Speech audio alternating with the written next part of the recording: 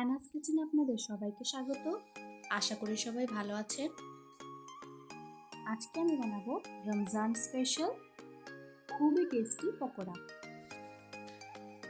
পকোড়া বানাতে কি কি উপকরণ লাগবে চলুন দেখে নিই।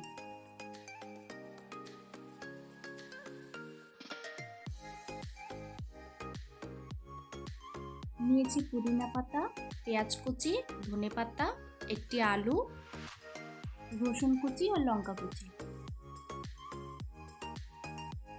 প্রথমে একটি বড় সাইজের আলু নিয়ে আমি গ্রেট করে নেব।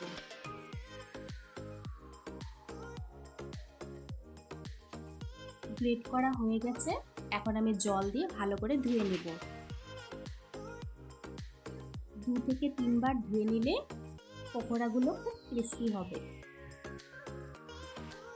আলুগুলো ভালো করে ধুয়ে নিয়েছি, এখন আমি একটি পাত্রে নিয়ে নিব। আলুর মধ্যে দিয়ে দিব 1 কাপ পুদিনা পাতা, একটি মিডিয়াম সাইজের পেঁয়াজ কুচি,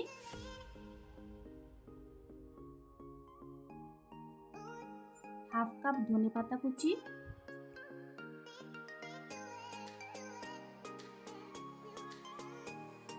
রসুন কুচি ও লঙ্কা কুচি দিয়ে দিলাম।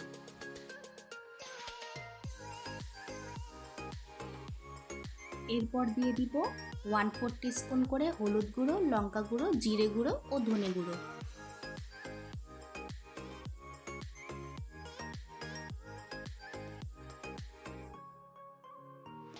এখন পরিমাণ মতো নুন দিয়ে ভালো করে মেখে নিব।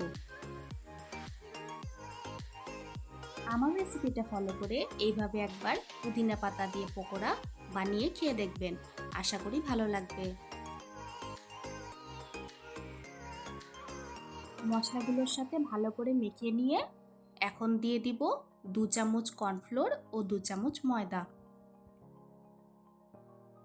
কর্নফ্লোর দেওয়াতে পকোড়াগুলো খুব মুচমুচে হবে আর খেতে খুব টেস্টি হবে।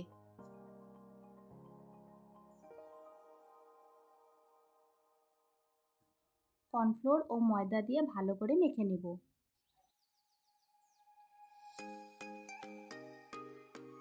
ভালো করে মেখে নিয়েছি। বাইন্ডিংটা ভালো হলে এরকম গোল হয়ে যাবে।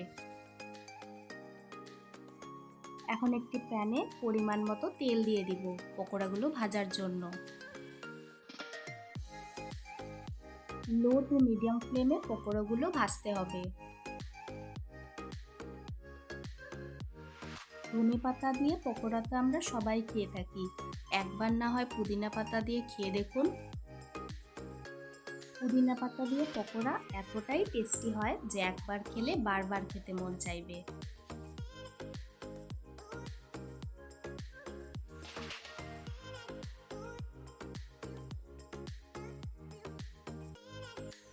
সবগুলো পকোড়া একটু সময় নিয়ে উল্টে পাল্টে লাল করে ভেজে নিলেই তৈরি হয়ে গেল আমাদের আজকের রেসিপি রমজান স্পেশাল পুদিনা পাতা দিয়ে একটি টেস্টি পকোড়া। আমি টমেটো কেচাপ দিয়ে পরিবেশন করেছি।